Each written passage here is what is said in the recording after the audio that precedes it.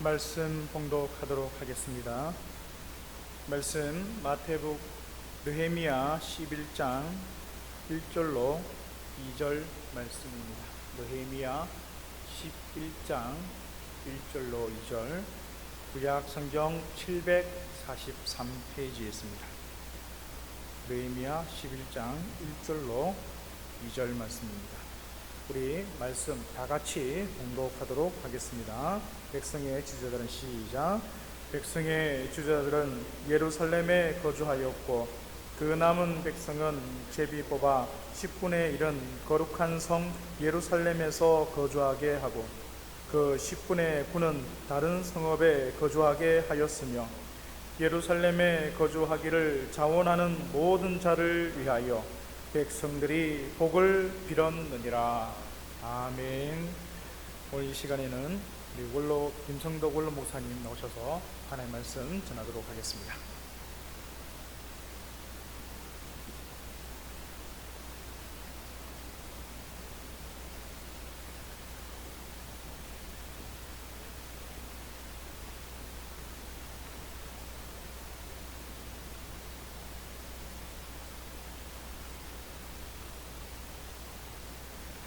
반갑습니다. 일하시던 목사님은 쉬러 가셨고 놀던 목사님은 일하러 왔습니다. 오늘도 은혜되는 시간 되시기를 주님의 이름으로 축원합니다. 멀찍 앉아있고 또 집에서 영상으로 보고 예배 드리시는 분들, 육신적으로는 떨어져도 성령께서는 우리의 마음을 다 함께 해 주실 줄로 믿습니다. 오늘도 성령의 역사로 우리 대민교회에 속한 모든 성도들이 또 이 예배 함께 하심으로 하나님의 살아계심을 체험할 수 있는 시간 되시기를 바랍니다. 어떤 분이 저에게 전화를 했어요. 목사님 오늘 설교하러 가시죠? 그렇다고 얘기하니까 절대 설교할 때 마스크 벗지 마세요. 왜 그러냐 그랬더니 어느 교회에 목사님이 설교할 때 마스크 벗고 설교를 했는데 그걸 사진을 찍어가지고 고발했다는 것입니다. 그래서 고발 안 당하려고 이제 마스크 끼고 할 테니까, 마스크 끼니까 저 늙은 것도 잘 모르겠죠. 이마만 보이니까 그렇습니다. 이모저모 유익한 점이 있어서 마스크 끼고 할 테니까 그 대신 말을 분명하게 하도록 애를 쓰면서 말씀을 전하겠습니다. 어떤 노총각이 결혼을 했습니다. 그 마을의 경사지. 며칠 지난 다음에 마을 청년들이 이 새신랑을 초청을 했습니다. 그리고 새신랑에게 한 가지 제안을 했습니다.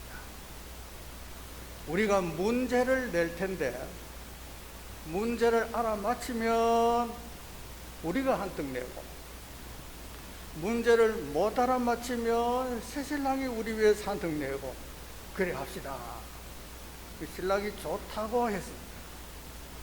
청년들이 문제를 냈습니다. 방귀를 먹고 자라는 것이 있는데 방귀 먹고 자라는 것이 뭡니까? 하고 물었습니다. 도저히 모르겠습니다. 암만 생각해도 모르겠습니다. 큰일 났다. 그리고 모르겠다고 얘기했더니 그거요, 누에입니다. 누에가 왜 방귀 먹고 사느냐 그러니까 뽕뽕뽕 먹고 살지 않느냐고. 그래서 졌습니다. 그러나 속으로 한 가지 희망이 생기는 겁니다. 내 친구들에게 가서 이 문제 전하면 내가 한턱 얻어먹겠다 싶어서 다음날 자기 친구들을 불러 모았어요. 내가 문제를 낼 텐데 여러분이 알아맞히면, 너희들이 알아맞히면 내가 한턱 내고, 너희들이 못 알아맞히면, 말이 거꾸로 되나? 내가 알아맞히면, 너희들이 알아맞히면 내가 낼게. 너희들이 못 알아맞히면 알아맞히면 내가 낸다. 그랬어요. 문제를 냈습니다. 꼭 묻고 자라는 것이 있는데 그게 뭡니까? 하고 질문했습니다. 누에 그랬어요. 따라하세요. 나는 어려웠는데 시작. 나는 어려웠는데 너희들 쉽게 대답하네. 질문이 서로 다르지 않습니까? 그래서 말씀을 잘 들으시고 다른 사람에게 옮길 때 잘못 전한 일이 없이 바로 전하는 일이 있기를 주님의 이름으로 축원합니다. 느헤미야라는 사람이 있습니다. 이 사람은 예수님 탄생하시기 전 516년 전에 페르시아에 의해서 바벨론으로 포로로 잡혀간 사람들이 많은데 그 중에 한 사람이 바로 이 느헤미야입니다. 이 느헤미야는 아닥사스다 왕의 왕으로 있을 때 이 사람이 술 맡은 관원장으로 등용이 됐습니다. 포로의 몸으로 이국 땅에서 아무것도 의지할 것이 없는 이런 사람인데 왕의 눈에 쏙 들어서 술 맡은 관원장으로 등용됐다는 것은 정말 놀라운 일입니다. 술 맡은 관원장이라 하는 것은 왕에게 있어서 생명 같은 존재인 것입니다. 제일 신뢰받을 만한 사람이 술 맡은 관원장인 것입니다. 왜냐하면 왕을 죽일 때, 독살할 때 술에다가 독약을 넣어서 마시게 합니다. 즉시 죽을 수 있습니다. 매일 만나서 술 대접하는 이 사람이 악심을 품고 왕을 죽이려면 언제든지 가능한 일인 것입니다.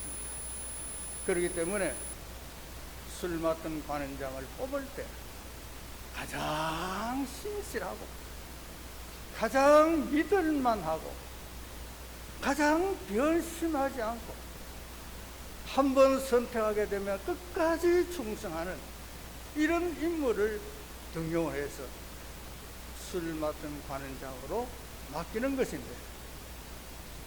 그 바사나라에 수많은 사람들이 있지만 느헤미야가 왕의 눈에 들어서 술 맡은 관원장으로서의 직분을 감당하는 것은 얼마나 영광스러운 일인지 모릅니다. 그가 수산궁에서 자신의 일을 감당하고 있을 때 귀한 손님 한 분이 자기 친구와 함께 찾아왔습니다. 그게 누구냐 하면 사로잡힘을 면하고 유다와 예루살렘에서 살고 있던 사람 가운데 자기의 형제 같은 사람 하나니라는 사람이 한 사람과 함께 자기를 찾아왔습니다. 너무 반가워서 자기 있는 방으로 영접하고 그동안 있는 소식을 간단하게 서로 나누면서 이야기하다가 느헤미야가 자기 조상의 묘실이 있는 유다에 대해서 예루살렘에 대해서 소식을 물었습니다. 도대체 지금은 그들이 어떻게 살고 있느냐 그랬더니 나라가 환난 가운데 있고 백성들은 능력을 당하고 있다. 그리고 예루살렘 성은 허물어져 있고 예루살렘의 성문은 불타 없어졌다. 이런데도 다시 성을 재건하고 성문을 달고 하는 이 일을 감당할 수 없어 방치하고 있는 이런 상황이라는 소식을 전해주었습니다. 이 소식을 듣던 느헤미야는 그때부터 울기 시작하고 몇 날 며칠을 금식을 하면서 하나님 앞에 기도했습니다. 그러다가 자기가 하는 일이 술 맡은 관원장이니까 술을 들고 임금님 앞에 나갔을 때 임금님이 깜짝 놀랍니다. 왜냐하면 평소에는 늘 얼굴에 이 화색이 돌고 얼굴에 수심이 있는 그런 얼굴이 전혀 아닌데 오늘 보니까 얼굴에 수심이 가득한, 근심이 가득한 얼굴이었습니다. 그래서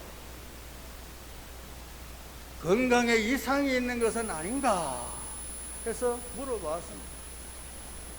지금까지 얼굴하고는 다르다. 너 얼굴에 보니까 근심이 가득한 얼굴인데 왜 그러냐 하고 물어봤더니 왕에게 이런 대답을 합니다. 내 조상의 묘실이 있는 애굽과 예루살렘,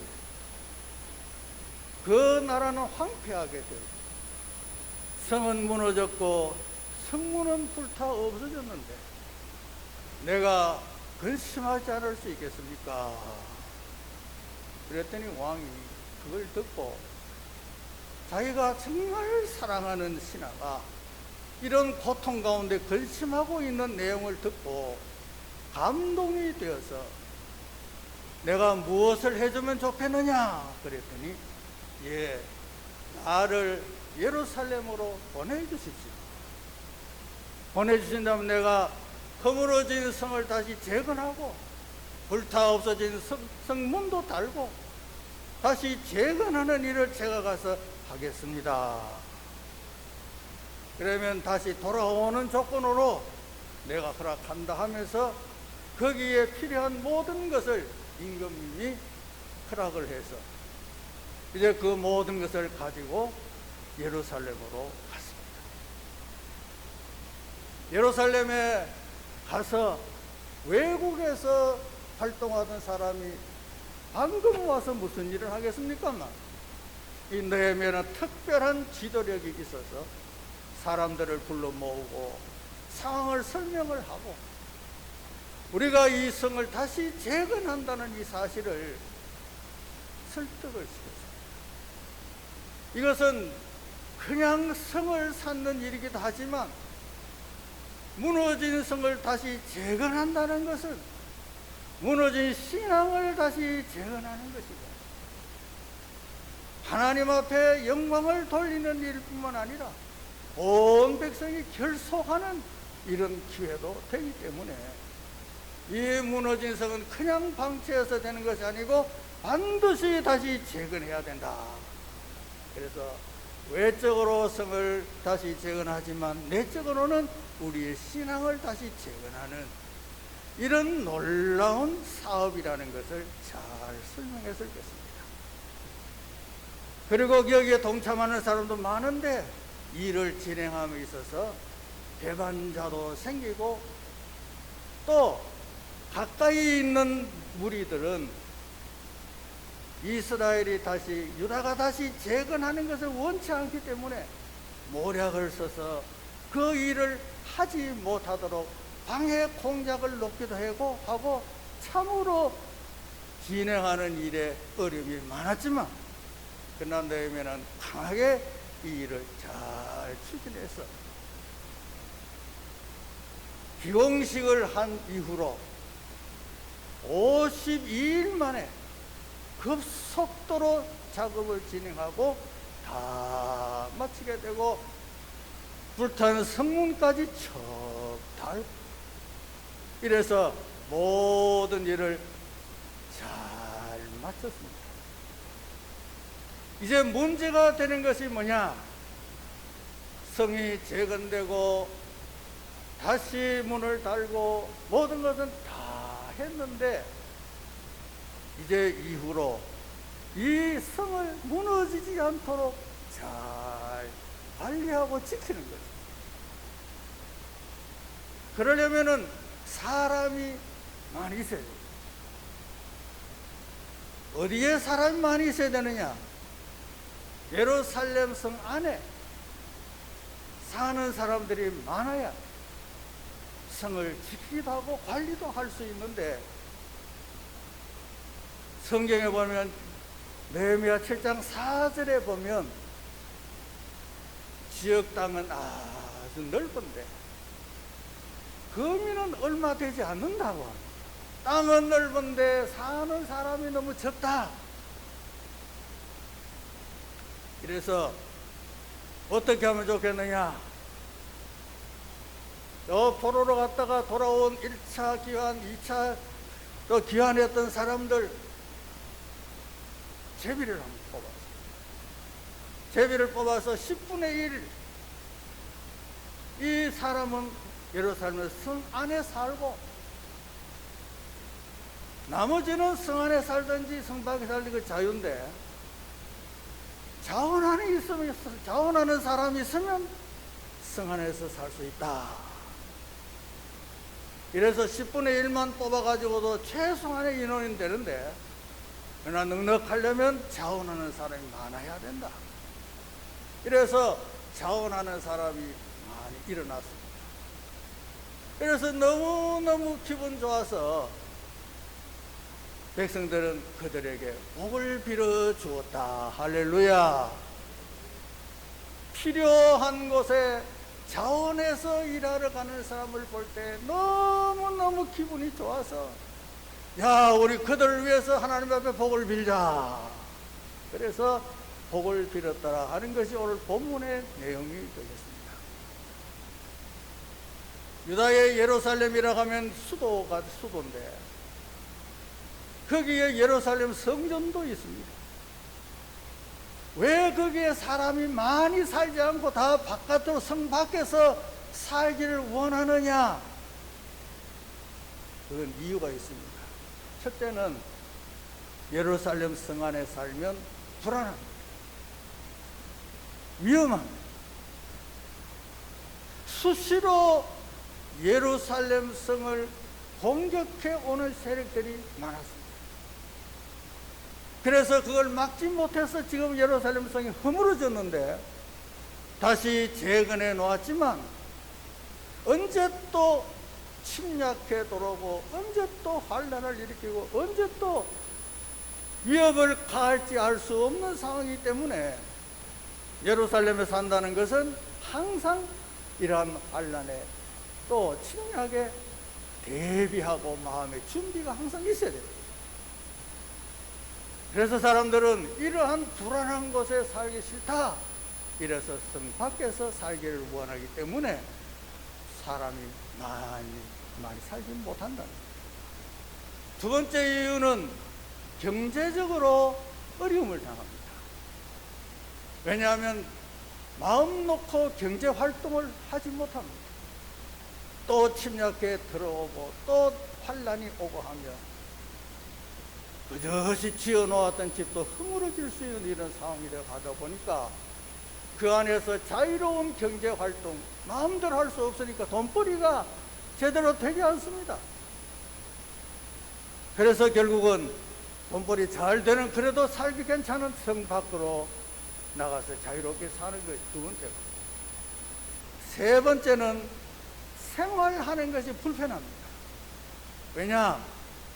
오늘 본문을 보니 거기에는 지도자들이 많이 산다. 성 안에 지도자들이 많이 산다. 지도자는 어떤 지도자들이냐? 종교적 지도자들이 많이 산다. 그러면 평범한 사람이 살아가려면 종교 지도자들과 함께 산다는 것은 제약을 많이 받습니다. 그 사람들은 율법을 가르치고 율법 중심으로 생활하는 사람입니다. 그러다 보니까 그 율법대로 살지 못하면 지탄을 받습니다. 지도자들이 없는 곳에서는 그래도 자유로운데 전부 지도자들이 하면 내 생활 자체가 그들의 눈밖에 날 수 있기 때문에 그들과 같이 삶을 살아야 되니까 불편한 것이 많습니다. 이래서 성 안에 사는 것은 불편하다. 네 번째는 그 성을 관리하는 일에 동참해야 돼요. 그러다 보니까 내 개인 생활을 하다가도 무슨 동원령이 내려간다면 그 일을 또 함께 가서 일을 해야 하고 하니까 관리하고 유지하고 지키는 이 일에 힘들기 때문에 많은 사람들이 성안에 살기를 꺼려야 합니다. 그래서 제비를 뽑아서라도 10분의 1은 여기서 살게 하자. 그래서 한 거고, 이 어려운 상황인데도 자원해서 내가 이 일을 해야 되겠다 하고 들어가는 사람을 보고 너무 기뻐서 우리는 그들을 위해서 기도하자. 여기 자원하는 사람들은 왜 자원했을까?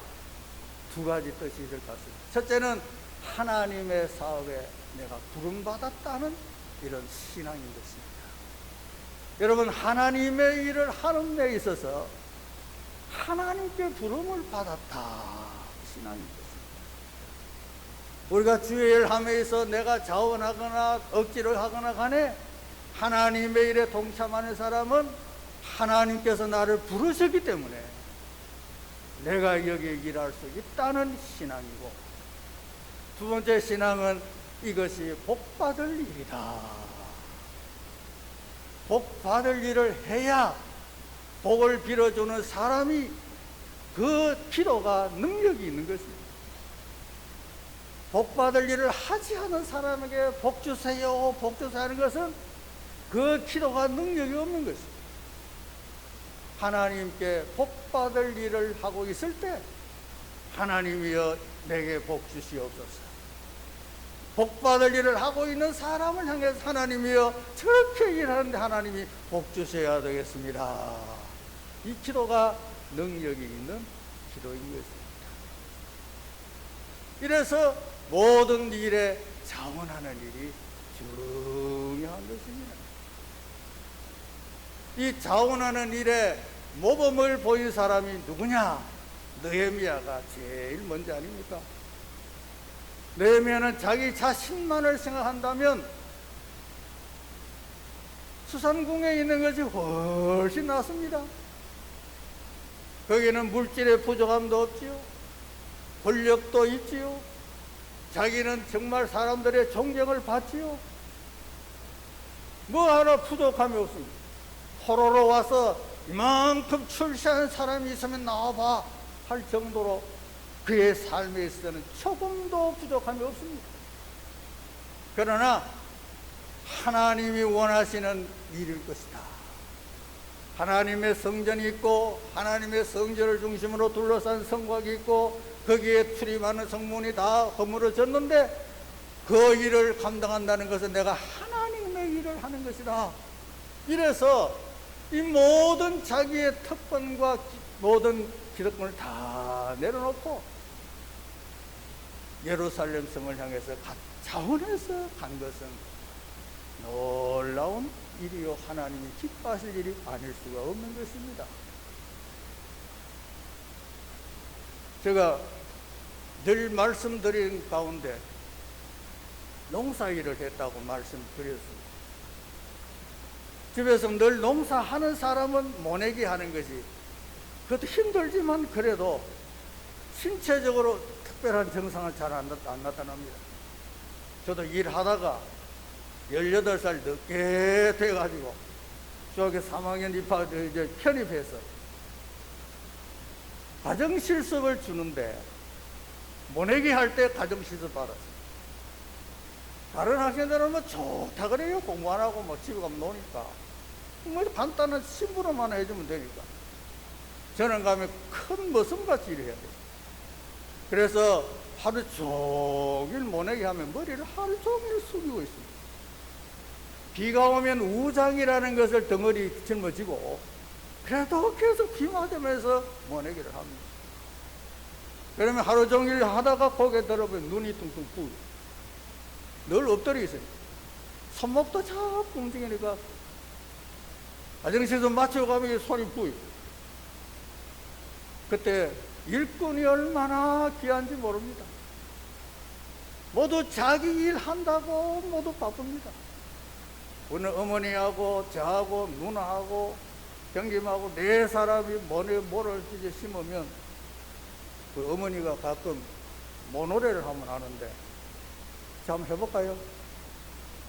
새삼스럽게 어쩌면 모노래도 못 듣고 그러니까 뭐야 뭐야 노랑 모야 너 언제 커서 열매 열래 하고 이제 묻거든요. 9,10월이 닥쳐오면 내가 커서 열매 여요. 뭐 노래 같이 들립니까? 그런데 그 다음 노래가 참 희한합니다. 임도 눕고 나도 눕고 저 호롱불 누가 끌고. 사실 모내기 하다가 추위에 떨다가 하루 종일 고생하고 저녁밥 먹고 따뜻한 아랫목에 누워있으면 움직이기 싫습니다. 너도 눕고 나도 눕고 막 저 호롱불 조금 끄는 게 힘들어요. 그 답이 뭐냐? 벽상이라 안전팔이 내가 가서 불 좀 끄라. 벽에 붙어있는 팔이 네가 가서 이제 불 좀 꺼주라. 이게 참 몸에 마음에 감동이 되는데 제가 그렇게 경험해 봤죠. 이렇게 일꾼이 필요한데 누가 자원해서 내가 좀 도와주겠소 하면 얼마나 좋겠습니까? 그때 여러분들 앉았으면 좀 초청했을 텐데. 여러분, 일할 사람이 필요한 곳에 자원해서 일하는 사람이 온다는 건 그렇게 기쁠 수가 없습니다. 하나님의 일을 하면서 해야 할 일이 얼마나 많습니까? 그런데 일할 사람이 없습니다. 일할 것은 많은 일할 사람이 없습니다. 이때 자원하는 사람이 있다면 얼마나 고맙겠습니까? 알렉산더 더퍼라고 하는 목사님이 계신데 영국 스코틀랜드 출신, 인도에 가서 평생을 선교 활동하고 이제 나이가 많아서 머리가 허옇게 돼서 내 스코틀랜드 고향에 내 뼈를 묻으러 왔습니다 하고 선교 마지막으로 이제 자기 고향에 와서 뼈 묻으러 왔다고 고백했습니다. 그런데 이 목사님 모든 사역을 마치고 온 것에 대해서 환영회를 열었습니다. 그때 목사님은 그 자리에 나가서 호소했습니다. 여러분, 내가 뼈를 묻으려고 고향에 왔습니다. 나를 대신해서 그 인도에 선교사로 갈 사람 있습니까? 아무도 없어요. 그래서 거기에 충격받고 기절해서 넘어졌어요. 의사의 도움을 받아서 다시 기력을 회복하고 나를 단상에 다시 세워달라고 내가 할 말이 있다. 그러면서 백발이 성성한 노인 목사님이 단상에 서서 여러분, 빅토리아 여왕이 지원병을 요청할 때 그 많은 젊은이들이 나도 가겠다 지원을 많이 했는데 하나님의 사업, 선교사로 가는 일이 얼마나 귀한데 여기에 지원할 사람 한 사람도 없다는 말입니다. 그렇다면 내가 다시 인도에 가서 내가 다시 왔습니다. 내 뼈를 겐지스강 주변에다가 묻으려고 왔습니다 하고 내가 다시 가야 되겠습니다. 그랬더니 거기에 감동을 먹고 내가 가겠습니다. 그래 자원해서 선교사로 가겠다는 사람이 나왔다는 것 아니겠습니까? 억지로 가는 것도 좋지만 하나님은 자원하는 걸 원하고 계십니다. 자원하는 마음을 내게 달라고 그렇게 기도할 사람이 있지 않습니까? 우리가 주일날 예배하는 것도 자원하는 일이고 직분 감당하는 것도 우리가 자원해서 하고 찬양대 하는 것도 자원해서 무슨 일이든지 자원해서 하면 마음이 기쁘고 즐겁습니다. 같은 일을 해도 내가 주인이다 하는 생각 가지고 일 안 하고 나는 노예다 하고 일 안 하고 차이가 다릅니다. 노예는 억지로 그냥 하다못해 사는 거지만 주인은 자원해서 기쁨으로 일을 하게 되는 것입니다. 몽골 선교사 한 분이 선교 활동을 하는데 1년, 2년 자기가 모든 것 다 희생해 가면서 물질도 자기가 쓰고 전부 희생하고 해서 교회 성도들을 모았는데 신앙이 자라지 않더라는 것은 신앙이 전혀 안 자라더라고요. 아, 이래서 안 되겠구나. 성도들로 하여금 뭘 할 수 있도록 해야 되겠다. 이래서 여러분, 내가 하는 것에 대해서 여러분 받아들이기만 하고 수동적으로만 하지 마시고, 내가 여러분들이 해야 할 일을 말씀드릴 테니까 그렇게 하세요 하면서 몸으로도 별 봉사할 뿐 아니라 11조도 잘 드려야 됩니다. 11조는 어떤 거냐 하면 소득의 10분의 1을 하나님 앞에 드리는 겁니다 하고 교육을 시켰습니다. 그런데 어느 주일날 보니까 저 교회 문 뒤에 자루가 세 자루가 이렇게 떡 있더랍니다. 뭔가 하시는데 예배 드리는 중에 냄새가 솔솔 코로 들어오는데 이 똥 냄새입니다. 소똥 냄새. 그래서 예배 다 마치고 보니까 소똥 세 자루를 가봤어요. 그래서 이거 어떤 거냐 하고 물어봤더니 11조입니다. 그 사람들은 이 소똥이 귀한 자원입니다. 밥에 먹는데 쓰지요. 난방하는데 쓰지요. 퇴비하는데 쓰지요. 벌판에 그냥 두면 그것이 퇴비가 되어서 풀이 잘 자라게 되지요. 또 집을 지을 때, 흙 반죽할 때 이것까지 같이 넣어서 하면 또 바로 그 겉에 그걸 발라 놓으면 아주 보온이 잘 된다고 합니다. 그래서 그들은 이 소똥이 아주 귀한 건데 세 자루나 가져왔으니 얼마나 많이 가져왔겠습니까? 그래서 하나님 앞에 기도해서 하나님, 이 소똥 가져온 거 감사합니다. 하나님 받으시고 이들에게 복을 내려 주시옵소서. 그랬는데 희한한 일이 있습니다. 자기 집에 있는데 소들이 자기 집 다른 집에 소물이 자기 집 앞으로 지나가는데 올실컷 먹고 집에 돌아올 때 자기 집 근처에다가 막 똥을 다 싸고 가더라고요. 그래서 아하, 하나님께 드렸더니 이렇게 하나님이 역사해 주시는구나. 그래서 선교사님 그걸 고백을 하더라는 거예요. 하나님께 은혜 받으려면 은혜 받을 일을 하고, 복을 받으려면 복 받을 일을 하고, 내가 뭔가 하고 해야 돼. 그 중에 제일 귀한 것은 자원하는 자들. 다 감동이 됩니다. 그래서 내가 나에게 복 달라고 기도할 수는 아니지만 남이 나의 행위를 보고 기도하게 되더라는 것입니다. 우리 주의 일에 다 자원해서 일한다면 내 자신도 기쁘고 보는 사람도 감동을 시키고 하나님도 기뻐하셔서 은혜와 복을 주실 줄로 믿습니다. 기도하겠습니다. 하나님 아버지, 은혜 감사합니다. 주의 전에 나와 예배하면서 느헤미야가 자원해서 어려운 곳에 뛰어들어 일한 것은 하나님께 부름받은 신앙의 고백이기도 하고 복받을 일을 한 것인 줄 믿습니다.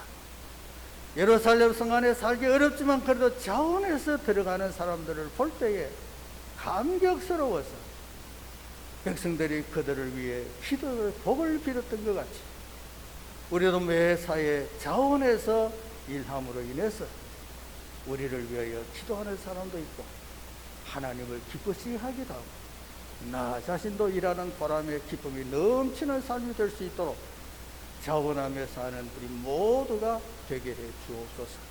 예수님의 이름으로 기도드립니다.